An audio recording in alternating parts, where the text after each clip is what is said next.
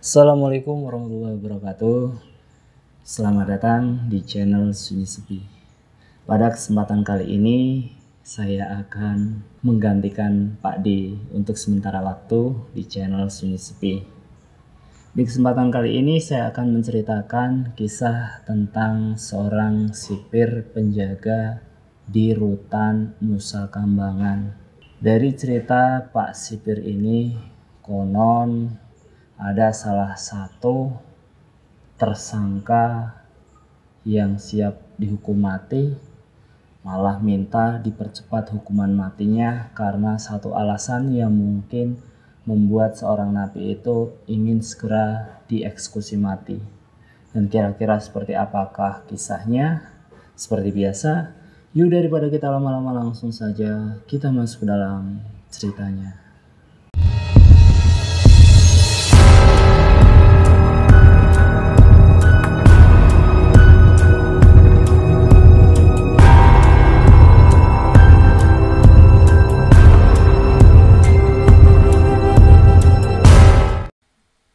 Bismillahirrahmanirrahim.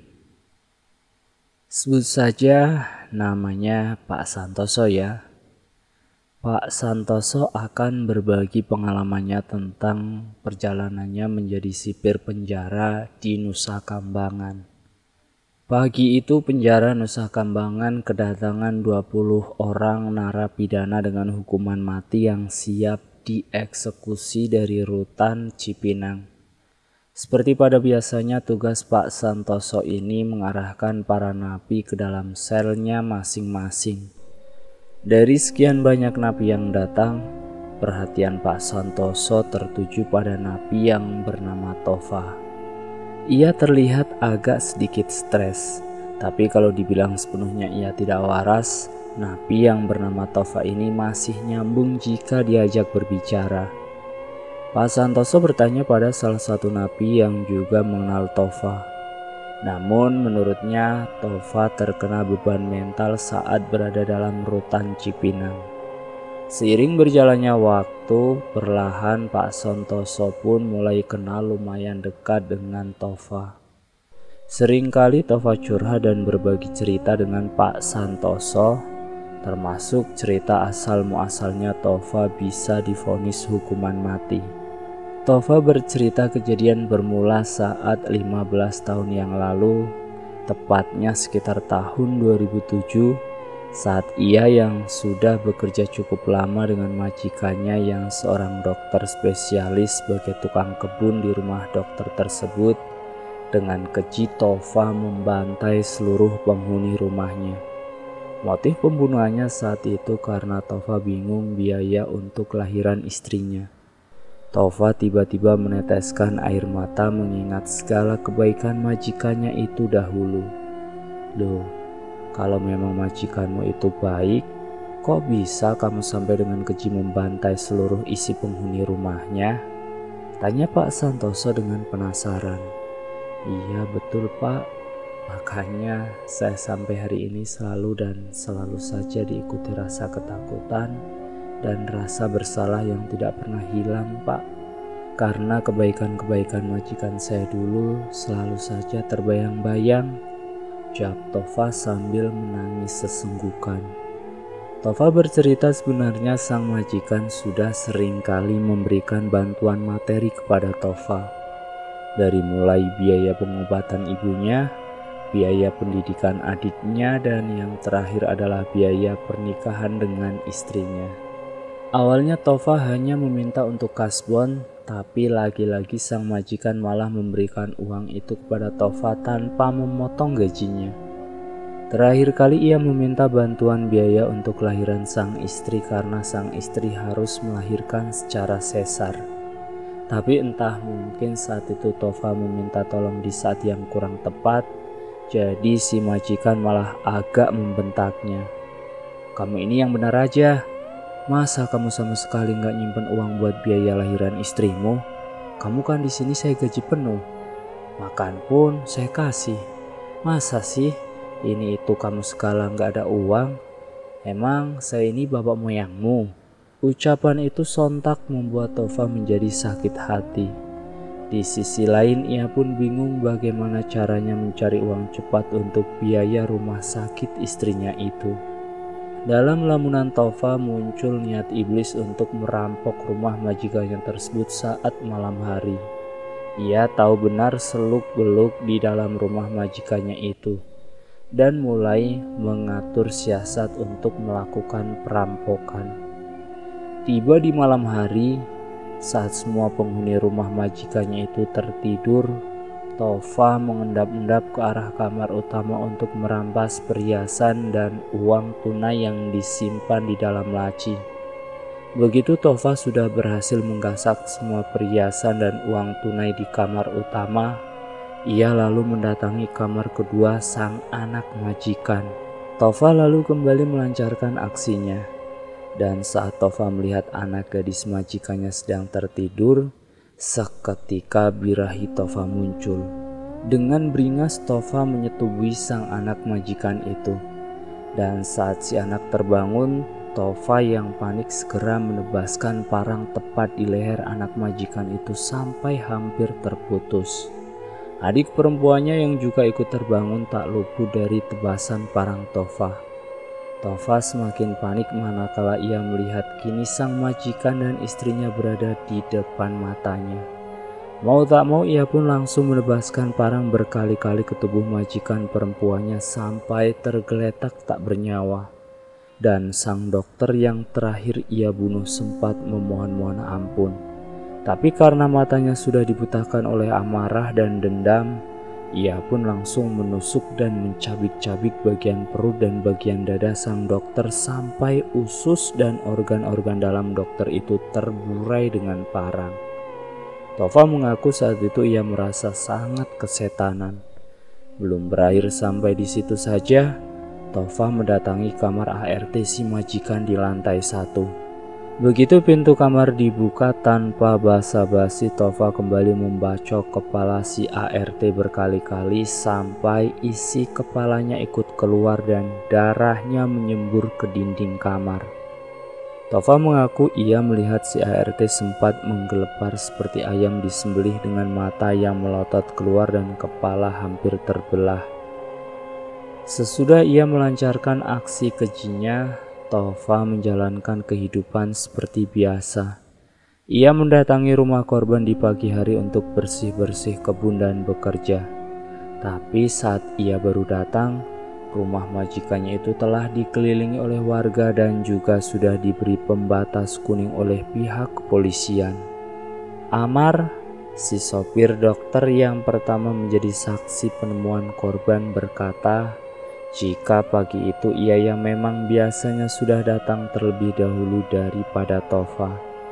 Ia langsung mengambil kunci mobil di dalam rumah untuk memanasi mesin mobil sebelum ia mengantar ke sekolah anak majikannya. Tapi saat Amar mengetuk-ketuk pintu rumah, tak ada satupun yang membukakan pintu. Amar mencoba menelpon ke HP majikannya tapi semuanya tidak aktif. Begitupun dengan Mbak Ngarti si ART. Karena lama Amar menunggu sambil mengetuk-ketuk pintu tapi tak ada jawaban. Amar langsung berusaha naik tembok belakang rumah dan betapa terkejutnya Amar di dalam rumah itu sudah tercium anyir darah dan bau menyengat serta banyak sekali ceceran darah di lantai. Setelah Amar selidiki, ternyata satu keluarga majikan beserta ART-nya sudah tewas dengan mengenaskan. Mendengar pengakuan Amar, Tova sama sekali tidak bergeming dan malah menunjukkan ekspresi wajah yang ikut terguncang. Bahkan Tova sempat menangis-nangis seakan-akan tidak percaya majikannya itu telah tewas mengenaskan. Polisi segera melakukan penyelidikan terhadap Amar dan juga Tova terlebih dahulu. Tapi saat itu mereka berdua sama-sama mempunyai alibi kuat yang mana sempat mengecoh pihak kepolisian.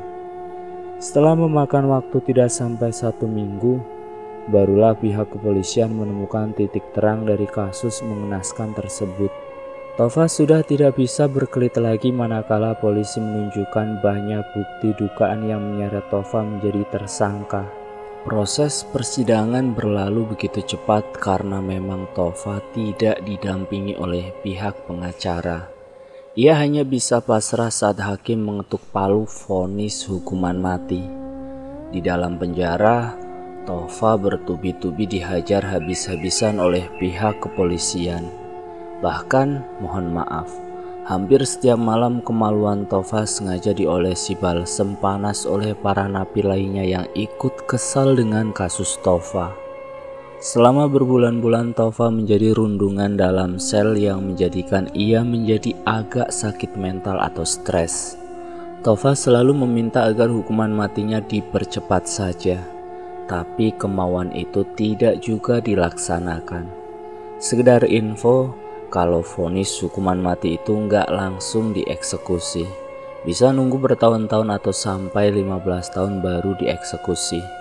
Kalau ada yang penasaran, kok bisa lama ditunda? Katanya sih anggaran biaya untuk hukuman mati itu mahal. Tapi ya wallahu alam bishawab, saya juga nggak terlalu paham. Di dalam rutan, Tova masih selalu dihantui perasaan bersalahnya. Ia seringkali bermimpi didatangi oleh almarhum keluarga sang majikan yang meminta Tova ikut mati bersamanya. Tova pun mengaku ia sering didatangi penampakan menyeramkan yang mengaku arwah penasaran dari arwah korban pembunuhan. Tova berkata saat ini ia amat bahagia karena sudah dipindah ke rutan Nusa Kambangan. Itu artinya sebentar lagi ia akan dihukum mati sesuai dengan keinginan lamanya yang bertahun-tahun ia nantikan. Sebenarnya ada perasaan kasihan dan tidak tega dari Pak Santoso mendengar pengakuan Tova. Tapi apalah daya, itu semua sudah terjadi.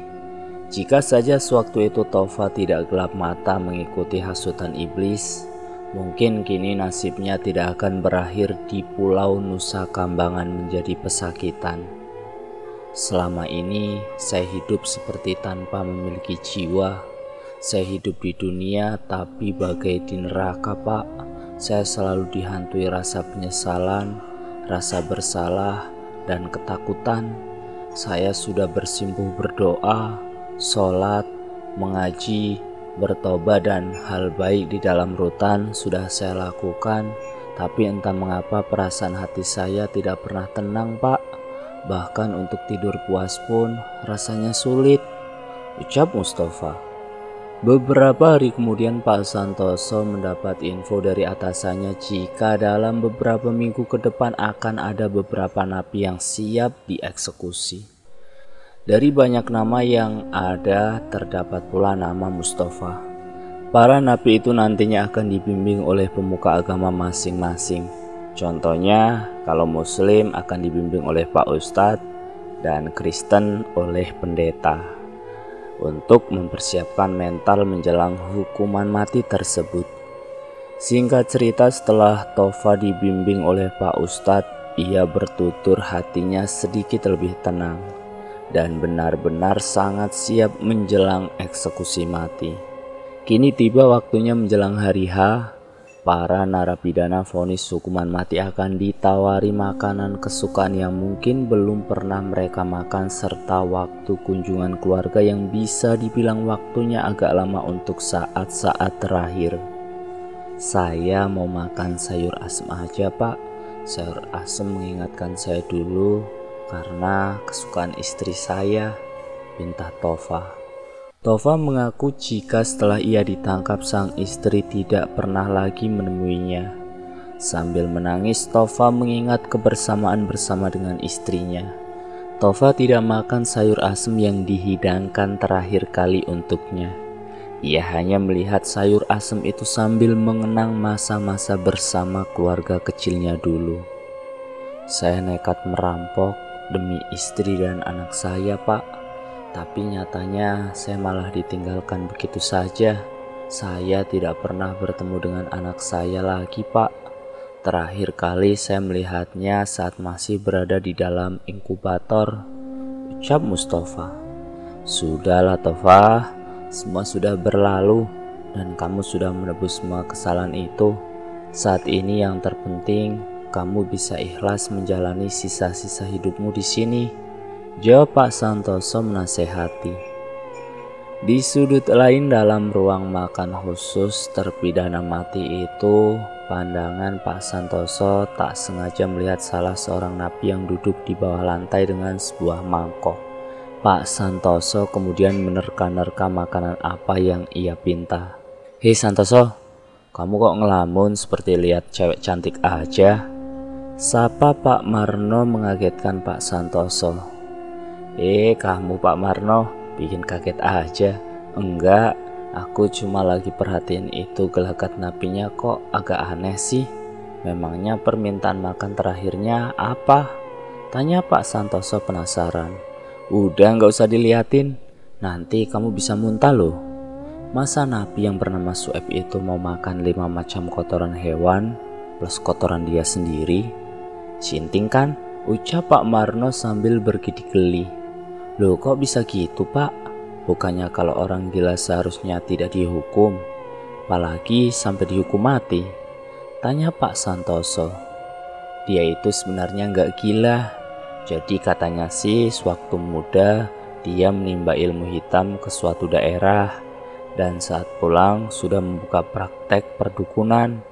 Nah, yang buat dia sampai bisa divonis hukuman mati ini, si napi yang bernama Saeb membunuh 5 orang pasiennya dan dikubur di pekarangan rumahnya.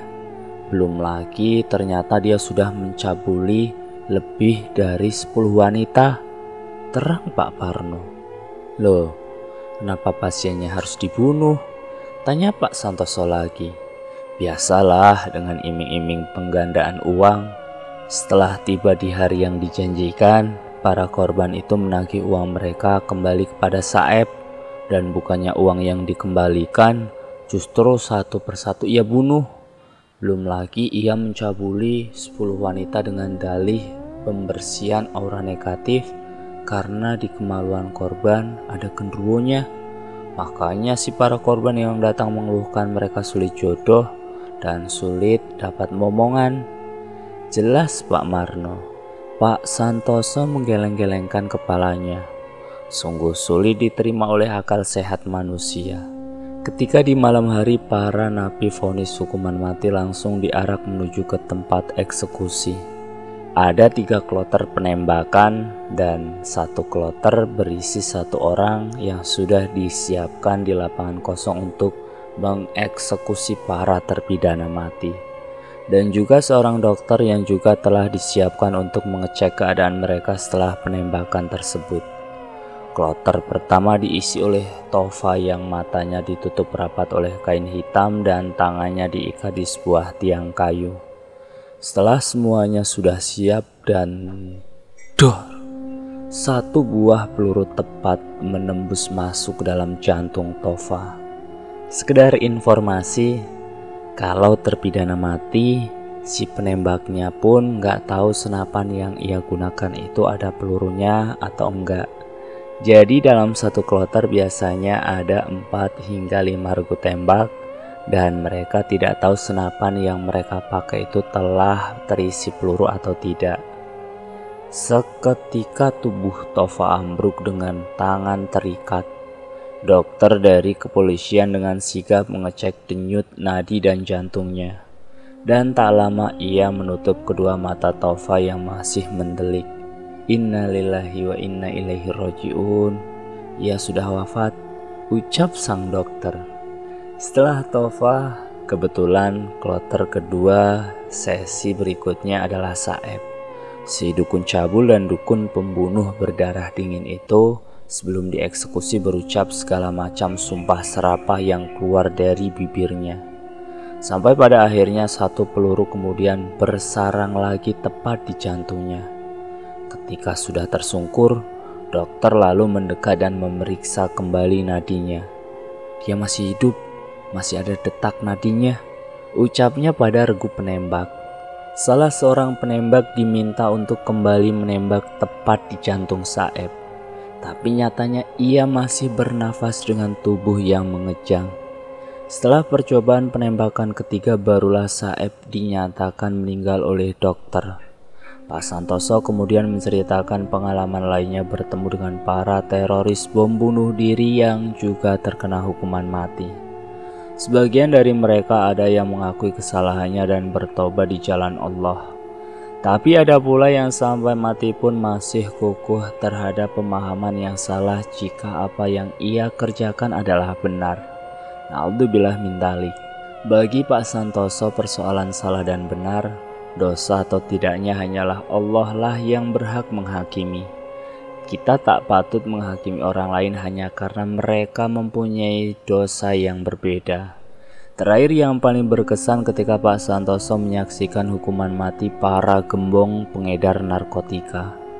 Mungkin kalian pernah mendengar kasus-kasus para bandar narkotika yang menggegerkan publik kan? Mungkin salah satu contohnya kasus Bali 9. Ada kisah baru yang Pak Santoso saksikan di balik penangkapan 9 orang yang akan siap dihukum mati. Ada beberapa dari mereka yang benar-benar melakukan pertobatan menurut kepercayaannya masing-masing. Bahkan salah satu di antara yang sebut saja inisial EC. Saat menjelang penembakan mati, ia meminta untuk membuka penutup matanya sambil menyanyikan lagu puji-pujian. EC telah mengaku siap menerima hukuman itu dan turut mendoakan para regu tembak serta memaafkan mereka. Di luar dari kasus Bali 9, ada pula kasus narkoba terpidana mati yang mencitrakan sosok religius menjelang kematiannya. Tapi saat masih dalam sel sempat tertangkap masih melakukan jaringan jual beli barang haram tersebut dari dalam jeruji besi. Dari beberapa cerita pengalaman-pengalaman Pak Santoso, beliau menarik kesimpulan jika sebenarnya ada dua kategori manusia yang pernah melakukan tindak kejahatan. Yang pertama, ada yang melakukan kejahatan lalu benar-benar bertobat dan menyesali kesalahannya untuk kembali ke jalan yang benar. Dan yang kedua, ada yang sampai akhir hayatnya belum mengakui kesalahan serta juga mengucap kata tobat. Sedikit pesan beliau untuk saya dan teman-teman para pendengar sekalian untuk jangan pernah terbesit melakukan tindakan kejahatan yang menyalahi aturan hukum. Hidup di dalam sel tahanan itu bukanlah perkara yang mudah, apalagi jika bukan dari keluarga kaya atau berlatar belakang punya uang dan kekuasaan. Karena di dalam penjara semua berlaku hukum rimba untuk para narapidana, kecuali jika narapidana dengan predikat VVIP. Oke, sampai di sini dulu ceritanya, dan nanti akan saya sambung bagian keduanya di channel Ngulik. Link nanti akan saya sediakan di kolom deskripsi. Dan seperti biasa, terima kasih sudah mampir di channel Sunyi Sepi.